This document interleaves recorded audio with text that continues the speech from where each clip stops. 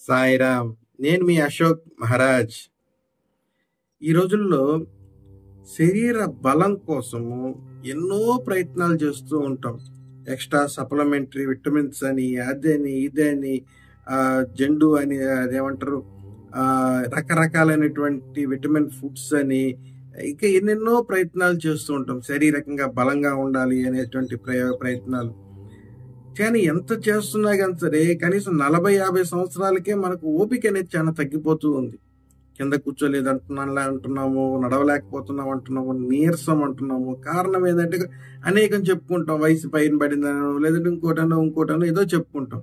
కానీ ఆ రోజుల్లో చూడండి, పాత రోజుల్లో సుమారుగా 70-80 దాటినా కానీ సరే వాళ్ళు ఎంతగానో స్ట్రెంగ్త్గా ఉండేవాళ్ళు.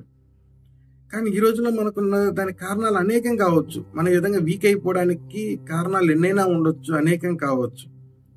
కానీ ఇలాంటి సందర్భంలో మనకు స్ట్రెంగ్త్, మనం తిన్న ఆహారం కూడా మనకు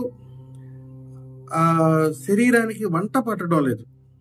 ఇప్పుడు మనం మంచి ఫుడ్డే తీసుకుంటున్నాం. ఇప్పుడు ఫ్రూట్స్ తీసుకుంటున్నాము, సి విటమిన్ అని చెప్పి నిమ్మరసం తీసుకుంటున్నాము, బత్తాయి తీసుకుంటున్నాము, ఇంకా రకరకాలుగా తీసుకుంటున్నాం. కాల్షియం అని చెప్పేసి పాలు లీటర్లు తాగేస్తున్నాము, లేదంటే కాలీఫ్లవర్లని, గోస్ అని, ఇలా రకరకాలుగా బాగా నాలెడ్జ్ అయితే పెరిగిపోయింది. ఇది కాబట్టి ప్రతి ఆహార పదార్థాలు చూడగానే దీంట్లో ఈ విటమిన్ ఉంది, దాంట్లో ఆ విటమిన్ ఉందని చెప్పుకుంటున్నాం, తింటున్నాం.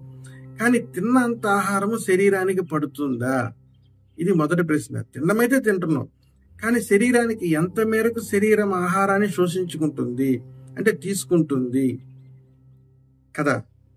సో ఇలా శరీరము దారుఢ్యంగా ఉండడానికి, మన యొక్క నిత్య యవ్వనం పొందడానికి, అంటే ముసలితనం, యవ్వనం అంటే మళ్ళీ ఇంకోటి అనుకోవద్దు, ముసలితనంలో కూడా స్ట్రెంగ్త్గా ఉండాలనుకునే వాళ్ళకి చేయాల్సినటువంటి ఒక చిట్కా, ఒక ప్రయోగము. అనేక ప్రయోగాలు ఉన్నాయి, దాంట్లో ఒక కాయకల్ప ప్రయోగము. మన ఛానల్ బ్రోకి సబ్స్క్రైబ్ చేయని వాళ్ళు సబ్స్క్రైబ్ చేసుకోండి, అదేవిధంగా బెల్ బటన్ యాక్టివేట్ చేయండి. వీడియోని చివరి దాకా చూడండి. వీడియో కానీ నచ్చినట్లయితే లైక్ చేయండి. మన స్నేహితులు కావచ్చు, బంధువులు కావచ్చు, మనకు తెలిసిన వారికి వీడియోని షేర్ చేయగలరు. దీనికి చేయాల్సింది 3 పనులండి.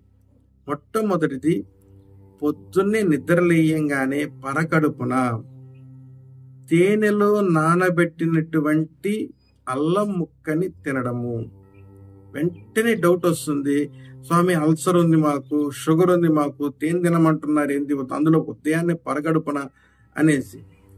మన కడుపులో తయారయ్యేటువంటి యాసిడ్స్ ఏవైతే ఉంటాయో, పైత్య రసము, జఠర రసము, ఇవి యాసిడ్స్ ఉంటాయో, వాటితో పోల్చుకుంటే మనం తినే చిన్న అల్లం ముక్క పెద్ద ప్రమాదం అయితే కాదు.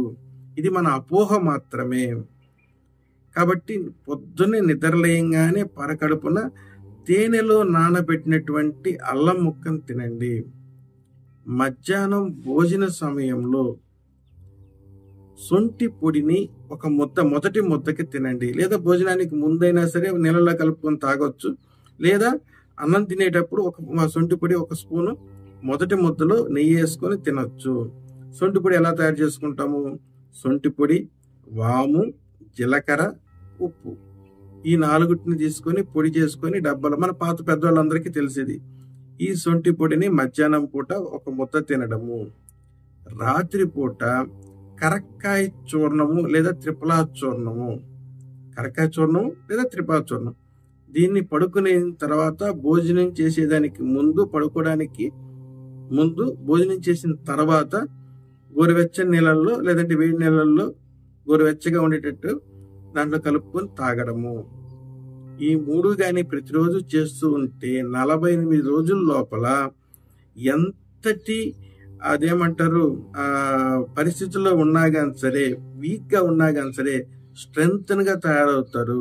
ఇది నేను చెప్పడం కాదు, అవ్వయారు చెప్పినటువంటి ఒక సీక్రెట్.